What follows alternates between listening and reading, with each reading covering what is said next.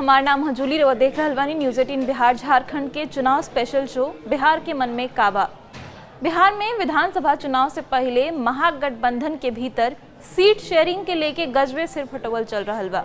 लगातार दावेदारी कल जाता, बयानबाजी कल जाता। कांग्रेस के कहना बा कि 70 से बेसी सीट पर अपन तैयारी कर रहल बिया। सूत्र के हवाले से ये जानकारी मिलल कि तेजस्वी यादव से मुलाकात के बाद कांग्रेस 70 से बेसी सीट पर चुनाव लड़े के प्रस्ताव रख ले बिया। बाकी ये सब के बीच में सीपीआई एमएल जौन पार्टी महागठबंधन में शामिल बा ओकर बयान आयल।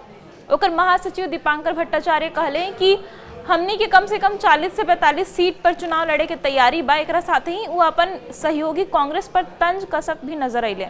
वो कहले कि 2020 में कांग्रेस के 70 गो सीट जौन दिल गई रहे, अगर ओ में से हमनी के सीट ज्यादा दिल जाइत तो हमनी के तबही सरकार बना ले रहती जा। पहले रवई बयान सुनी, ओकरा बाद बुझल जाई कि काहे दीपांकर भट्टाचार्य ई दावा कर रहल बाने। माले को अगर ज़्यादा सीटें मिली रहती 2020 में, कांग्रेस को 70 सीट मिली थी, कांग्रेस जीती थी 19 सीट पर। हमें सिर्फ 19 सीट मिली थी, हमें जीत मिली थी 12 सीट पर। तो माले को ज़्यादा सीट मिली होती तो शायद पिछले चुनाव में ही हम लोग सरकार बदल देते।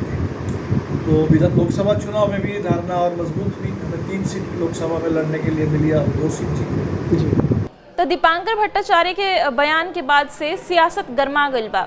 माले लगातार दावा कर रहल बा कि अब की हाली चुनाव में हमनी के बेसी से बेसी सीट चाहिए। कहे कि बिहार में जौन चुनाव भल रहे 2020 में, ओ में माले के प्रदर्शन काफ़ी अच्छा रहे।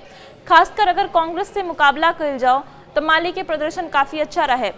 अब आंकड़ा पर तनी नजर डाली। 2020 के जौन विधानसभा चुनाव भल रहे ओ में 243 गो विधानसभा के सीट बाटे। आरजेडी एह में से 144 गो सीट पर चुनाव लड़ल रहे और एह 144 में से आरजेडी के 75 गो सीट पर जीत मिलल रहे। मतलब कि आरजेडी के स्ट्राइक रेट एह चुनाव में 52% करीब रहल रहे। कांग्रेस की अगर बात करी जाए तो कांग्रेस के दूसरका सबसे बड़ पार्टी की हैसियत से सबसे ज़्यादा सीट के संख्या रहे। आरजेडी के बाद कांग्रेस के खाता में 70 गो सीट मिलल रहे। 70 गो सीट पर चुनावी मैदान में कांग्रेस 2020 में उतरल रहे। बाकी कांग्रेस के प्रदर्शन बहुते खराब 2020 के चुनाव में भइल। बिहार में खाली 19 गो विधानसभा सीट पर कांग्रेस के जीत मिलल, जेकरा चलते काफ़ी फजीहत भइल।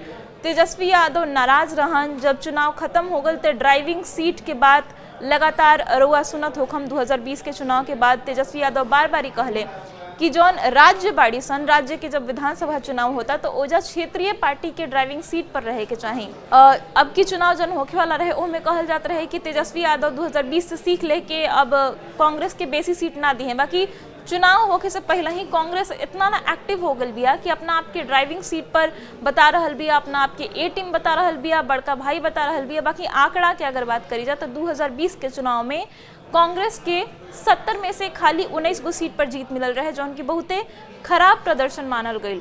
स्ट्राइक रेट की अगर बात करी जाए तो खाली 27% स्ट्राइक रेट कांग्रेस के रहल।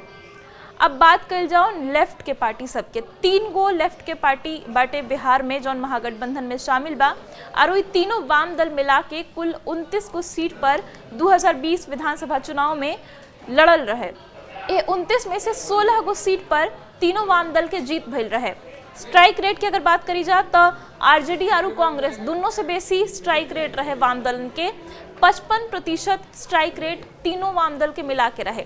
बाकी जौन इ दावा कहले बाड़े कि हमनी के 45 गो सीट पर तैयारी बाटे चुनाव लड़े के, दीपांकर भट्टाचार्य उनकर पार्टी हटे सीपीआई एमएल। इस सीपीआई एमएल जौन बाटे ओकरा सबसे बेसी तीनों वाम दल में से सीट मिलल रहे। सीपीआई एमएल के 29 में से 19 गो सीट मिलल रहे और ई 19 में से सीपीआई एमएल 12 गो सीट पर जीत गई रहे, जौन अपना आप में बहुते शानदार प्रदर्शन मानल गई। अब एकरे के लेके दीपांकर भट्टाचार्य दावा कर रहल बाड़े कि हमनी के बेसी सीट मिले के चाहिए। अगर स्ट्राइक रेट देखल जाओ 2020 के चुनाव में सीपीआई एमएल के तो 70% रहे, मतलब आधा से कहीं ज़्यादा। तेजस्वी यादव के पार्टी से ज़्यादा, कांग्रेस से ज़्यादा, तीनों वाम दल से ज़्यादा। तब एकरे बिना पर दीपांकर भट्टाचार्य ये दावा कर रहल बाड़े कि हमनी के सीट मिले के चाहिए। शाहाबाद की वो हवाला देता रहे, दक्षिण बिहार के हवाला देता रहे कि ओजा जहाँ महागठबंधन के आमतौर पर प्रदर्शन खराब रहे ओजा हमनिए के पार्टी के उम्मीदवार रहन, हमनिए के जितनी जा यही से महागठबंधन आरू मजबूत भइल। तो ये मजबूती के आरू बढ़ावे के काम बटे, आरू वाम दल के ज़्यादा से ज़्यादा सीट देवे के काम बा। बाकी कांग्रेस के कहीं ना कहीं ऐसा नुकसान हो सकता, ए पर बोले से कांग्रेस अभी कुछ बाच रहल बिया। बाकी सीट बंटवारा के लेके सिर्फ टोवल कहीं ना कहीं नजर आ रहल बा। माले तो साफ ई तक कह दिलस दीपांकर भट्टाचार्य, ई कह दिलन कि अगर तब कांग्रेस के जगह पर हमनी के बेसी सीट मिलल रही, तबही महागठबंधन के सरकार बिहार में बन गई रही, तबही नीतीश कुमार की कुर्सी चल गई रही। इस सब मामला पर रवा का सोचतानी और सीट बंटवारा के फॉर्मूला का हो सकेला, केकरा कितना फायदा नुकसान हो सकेला, इस सब पर राउर का विचार बाटे कमेंट में हमरा के जरूर बताई। बाकी न्यूज़ 18 बिहार झारखंड साथ जुड़ल रही, बाकी सब खबर खाती धन्यवाद।